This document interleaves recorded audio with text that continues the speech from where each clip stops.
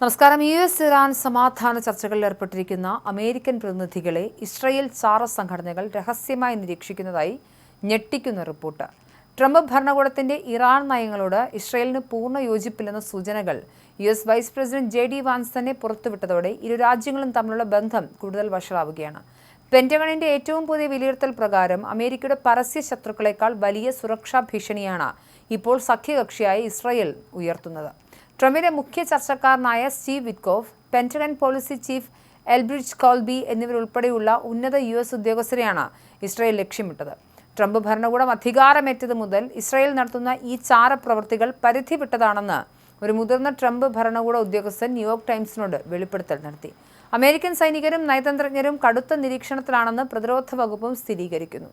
Fox news ചാനലിലെ പ്രമുഖ അവതാരകൻ ജെസി വാച്ചേഴ്സിന്റെ കടുത്ത ചോദ്യങ്ങൾക്ക് മുന്നിലാണ് JD വാൻസിന് ഇസ്രായേലിന്റെ ചാരപ്രവൃത്തിയെക്കുറിച്ച് സമ്മതിക്കേണ്ടി വന്നത്.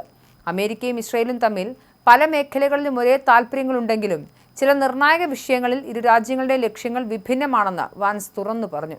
ചാരവൃത്തി ആരോപണങ്ങളെ നേരിട്ട് സ്ഥിരീകരിക്കാൻ അദ്ദേഹം തയ്യാറായില്ലെങ്കിലും അതൃപ്തി വ്യക്തമായിരുന്നു.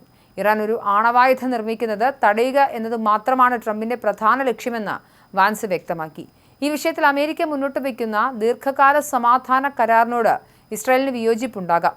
ഇസ്രായേലിന്റെ താൽപ്പര്യങ്ങളെക്കാൾ അമേരിക്കയുടെ സുരക്ഷയ്ക്കാണ് തങ്ങൾ മുൻഗണന നൽകുന്നതെന്നും വാൻസ് കൂട്ടിച്ചേർത്തു.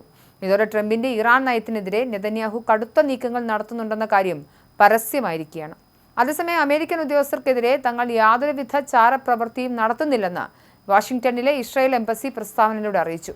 അമേരിക്ക ഇസ്രായേലിന്റെ അടുത്ത സുഹൃത്താണെന്നും ഇത്തരം ആരോപണങ്ങൾ അടിസ്ഥാനരഹിതമാണെന്നുമാണ് അവരുടെ വാദം.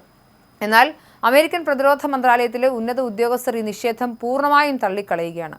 മറുവശത്ത് ട്രംപ് മുൻകൈയെടുത്തുണ്ടാക്കിയ താൽക്കാലിക വെടിനിർത്തൽ കരാർ ലംഘിച്ചുകൊണ്ട് ഇസ്രായേലും ഇറാനും തമ്മിൽ മിസൈൽ ആക്രമണങ്ങൾ ശക്തമായിരിക്കുകയാണ്. ബെയ്റൂട്ടിൽ ഇസ്രായേൽ നടത്തിയ ആക്രമണം സമാധാന കരാറിന്റെ നഗ്നമായ ലംഘനമാണെന്ന് ആരോപിച്ച് കഴിഞ്ഞ ഞായറാഴ്ച ഇറാൻ ഇസ്രായേലിന് നേരെ മിസൈലുകൾ വർഷിച്ചിരുന്നു.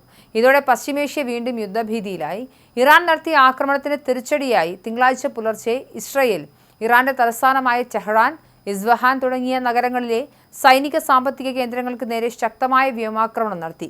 ഹിസ്ബുള്ളയെ പിന്തുണച്ച് ഇറാൻ നടത്തിയ ആക്രമണത്തിനുള്ള മറുപടിയാണിതെന്ന് പ്രധാനമന്ത്രി ബെഞ്ചമിൻ നെതന്യാഹുവും വ്യക്തമാക്കി.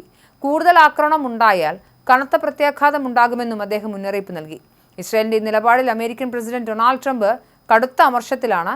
ഇറാനും ലെബനനുമെതിരെയുള്ള ആക്രമണങ്ങൾ ഉടനടി നിർത്താൻ ട്രംപ് നെതന്യാഹുവിന് കർശന നിർദ്ദേശം നൽകിയിട്ടുണ്ട്. ദിവസങ്ങൾക്കകം യാഥാർത്ഥ്യമാകാനിരിക്കുന്ന ഇറാൻ സമാധാന കരാർ ഇസ്രായേലിന്റെ ആക്രമണങ്ങൾ മൂലം തകർന്നാൽ ഇസ്രായേലിനുള്ള അമേരിക്കൻ സൈനിക സാമ്പത്തിക സഹായങ്ങൾ നിർത്തലാക്കുമെന്നും ട്രംപിന്റെ ഭീഷണിയുണ്ട്.